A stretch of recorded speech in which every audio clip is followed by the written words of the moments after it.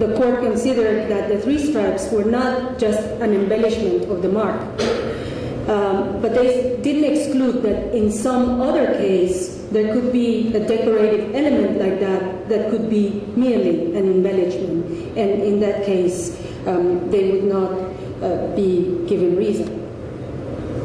More contemporarily, in this case, L'Oreal versus Velour, the court had to attack a different tangent with regard to well-known marks, and this is the similarity not of signs, but of the packaging, elements of packaging.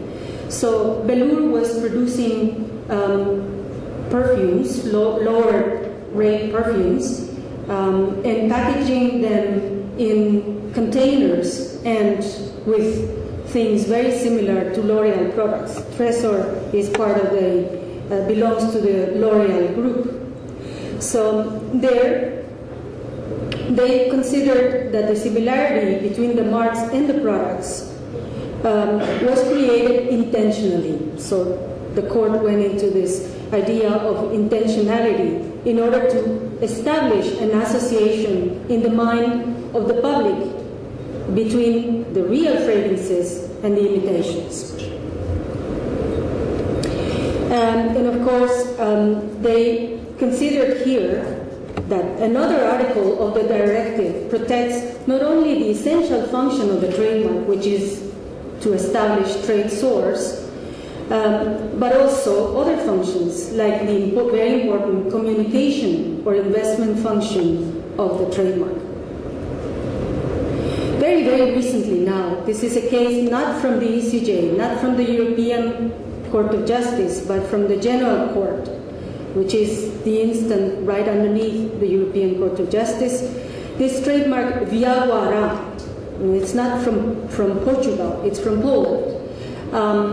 They tried to register the mark for this energetic drink, for this Viaguara, and then obviously Pfizer came and complained, and they formed opposition against the registration of the mark.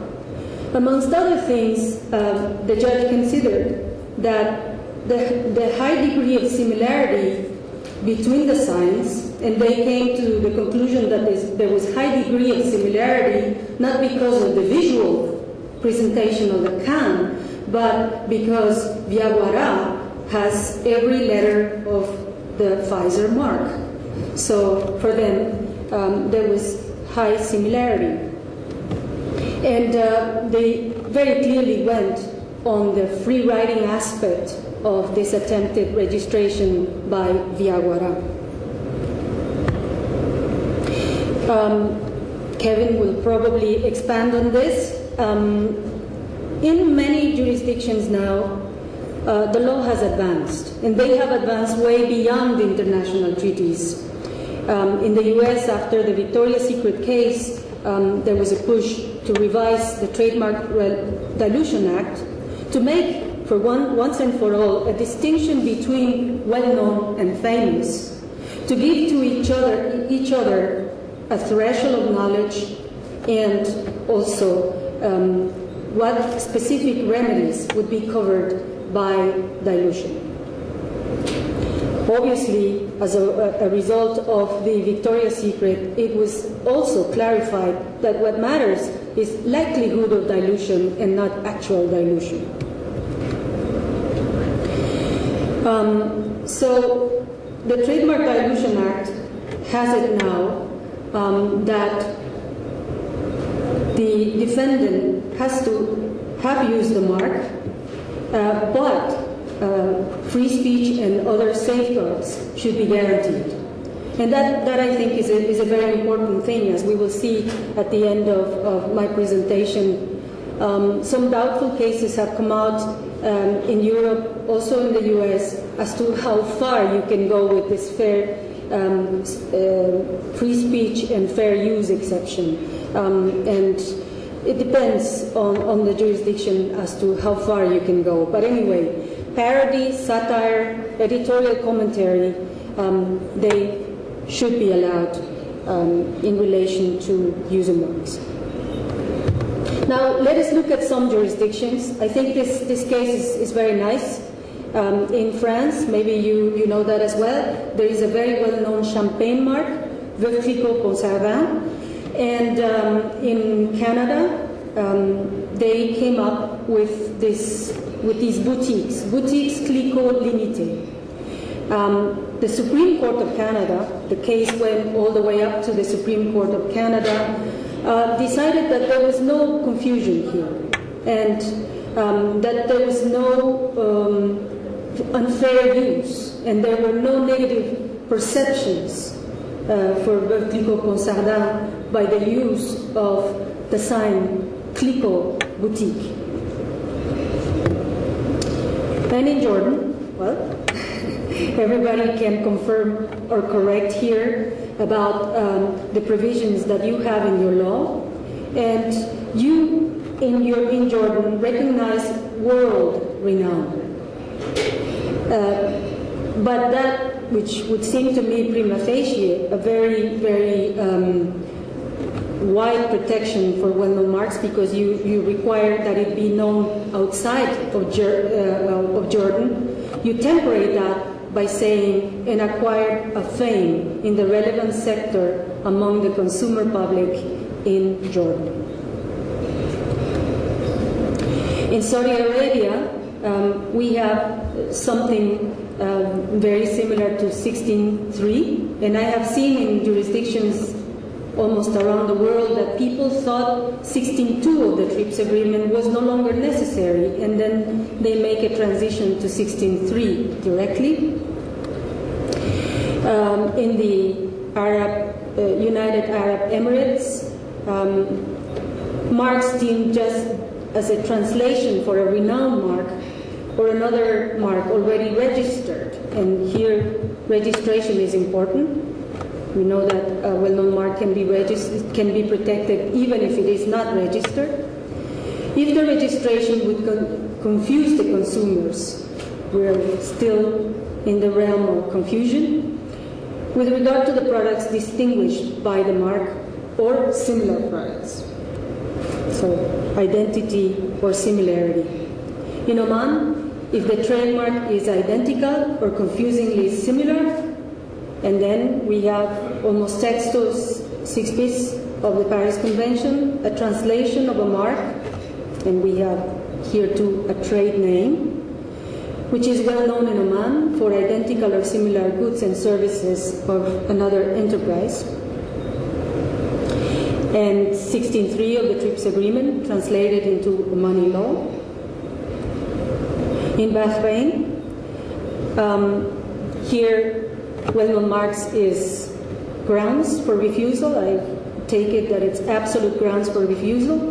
Marks which constitute a reproduction, an imitation, a translation. This is identical to Article 6 bis of the Paris Convention of a well-known mark, and is used to distinguish goods or services of another mark, another holder.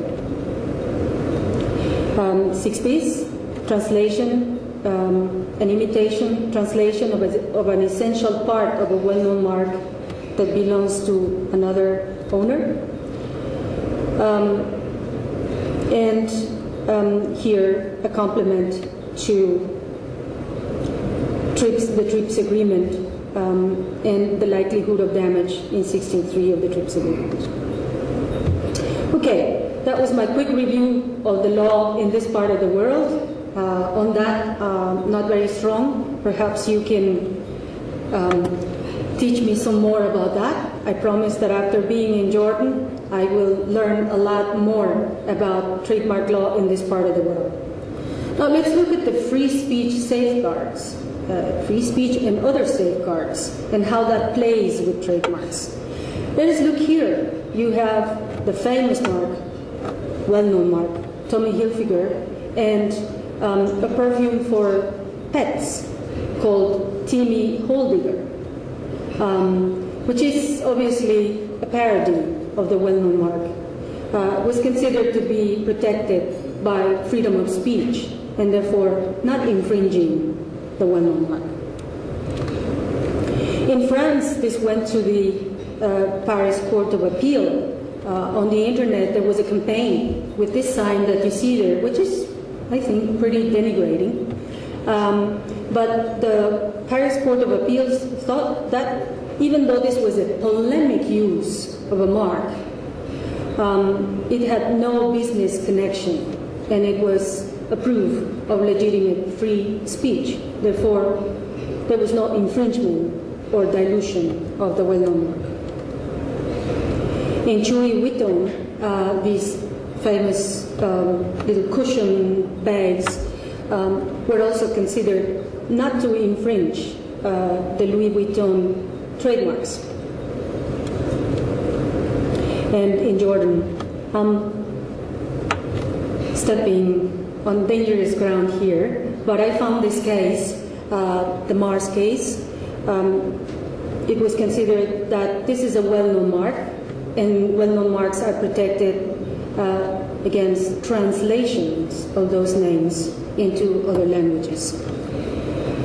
That's 16.2 of the TRIPS Agreement, 6bis of the Paris Convention. My conclusions. So, free riding and dilution are evolving concepts.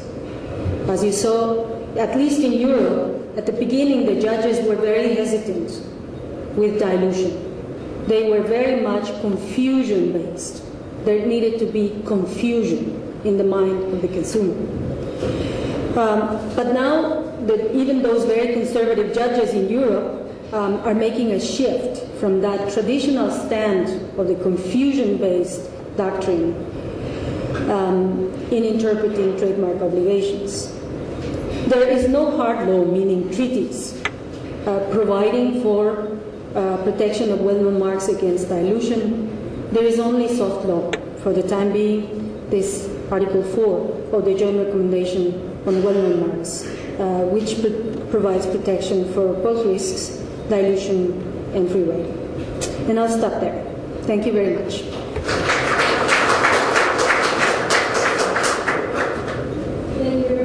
Thank you very much, Mrs. Bailey. We would like to kindly ask you to stay at the podium for any questions or discussions. If there are any questions, please.